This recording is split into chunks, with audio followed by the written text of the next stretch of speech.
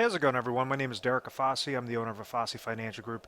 Today's topic, I want to discuss in full detail inflation-adjusted annuities and fully explain, the pros and cons regarding how a lot of inflationary riders work with annuities, and then why that's typically not the best way to go about an inflation-adjusted annuity, and how to set up specific type of planning aspects, making sure that you're covering those inflationary expenses throughout retirement. So what happens in the first bullet point, I say increasing income to cover inflationary expenses. Typically, an individual is going to go and they're going to retire, or at least be planning for retirement, or currently in retirement, and they're going to go off of three main aspects that they want to make sure is covered. The first aspect is they want to make sure that there's an income that's always going to be there for the rest of their life. Meaning, maybe this income source is going to be through Social Security, maybe it'll be through pension and Social Security. And then they also have retirement accounts that are saved up, such as IRA accounts or cash accounts, whatever the case may be, that they could then leverage as a third source of income. So when someone's doing their plan and they're trying to incorporate, okay, these are my expenses currently, well, many times what's missed is the individual does not properly plan for the inflationary expenses, such as, groceries or, food or different things that are going to constantly increase each and every year, saying, a car in the 1990s was a lot cheaper than a car today. A gallon of milk in the 1980s was a lot cheaper than a gallon of milk today. So that increase in cost is known as inflation, and you have certain expenses that an individual might have fixed expenses, or they might have that inflationary expenses that many times are missed out in a plan. And one of back to the three main things that make up that incorporate a retirement plan, a proper retirement plan for peace of mind, is that lifetime income stream. The person has some sort of emergency money, and then the third aspect is covering that inflationary, those inflationary monies. Many times an advisor would go and they'll say, oh, the inflation, we'll just make sure to grow your money, and then, the problem will work itself out. And I've mentioned in other videos, I've mentioned in other content that, you could have your money invested in the market. You could have your money going up whenever the market goes up, not losing whenever the market goes down, but that still doesn't cover a concrete plan for inflationary expenses. Now, with a lot of these annuity contracts, and annuities are a very good, safe way on how to provide lifetime income on a flat basis, on a fixed basis, saying, okay, if someone goes and takes $100,000, well, we understand that if we have hundreds of different carriers, what might make company A better than company B is this person wants to retire in 2 years. Company A could give them an income stream of $7,000 per year, as opposed to company B, which will give them $6,000 per year. So regardless of all the fluff, and now you have all this talk of income riders and guarantee 6%, 8%, whatever the case may be, it all goes by the fact of income stream. How much income stream will these types of annuity contracts provide, and also give that individual control of their money in the aspect. What do I mean by that control? And this is kind of taking a step back, but the generalities of annuities and a lot of reasons why they were first implemented was to provide somebody would pay an insurance company a lump sum of money, and that insurance company would then provide them lifetime income for either them or their spouse, for that person or him and his spouse, or her and the spouse. So each and every year, this person, or each and every month, this couple would be receiving lifetime income. Now, whenever, let's say if they both passed away very shortly, well, the amount of dollars that they surrender to the insurance company gets to keep. So that's how a lot of the annuities were set up, and that's why a lot of people got really pissed off about annuities, because they're saying, well, I understand I'm getting an income stream, but I've worked my entire life for this money. If I don't use up all my money, I want to make sure that it at least goes to my kids, it goes to my beneficiaries. And that's why you've had more innovative annuity products that came out there, and that's why you have these income riders, which they say an individual could control their account value, grow their account value, but they have that peace of mind that the income rider is going to provide lifetime income for the rest of their life. So as we get to the first bullet point, or I guess the second bullet point, it says problems with the products. What exactly do I mean by that?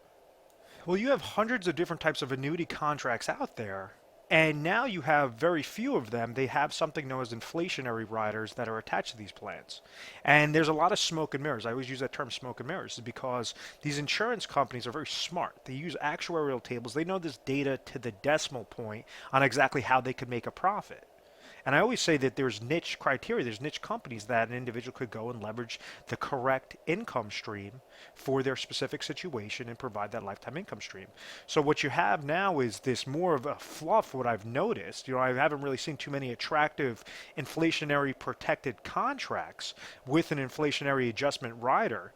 But what it says is, okay, rather than that company A that's going to pay the person $7,000 per year, we're going to go with company C that's going to give them $5,000 per year, but this is going to step up with a 3% inflation rider each and every year.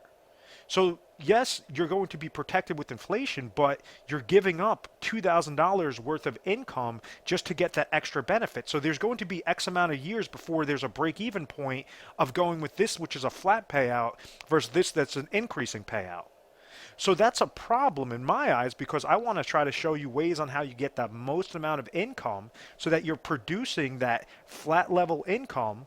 You're taking the smallest amount of dollars possible and placing into these annuity contracts because it is necessary to have that lifetime income stream, to have that peace of mind each and every year. This third aspect is rather than say, okay, play the guessing game with inflation and just worry about that whenever it happens. We try to set up plans, and this is something proprietary. We set up a concrete plan through a retire sharp planning system that steps up in income each and every year. So every few years, you'll have a bump in your income. You'll have a bump in your income. You'll have a bump in your income. It's known as maximize laddering strategies, and it's very unique to our company. So, it makes it a lot more concrete or a lot more powerful than just saying, yes, I'm going to go into something and, I'm going to have a smaller amount of income stream, and that income stream is going to remain flat, or the income stream is going to step up. It's going to take so long just to hit that break-even point. That's where individuals have problems with these types of contracts. And yes, they're still being provided an income stream, which is fine, but they're just not able to leverage their dollar the most maximized way.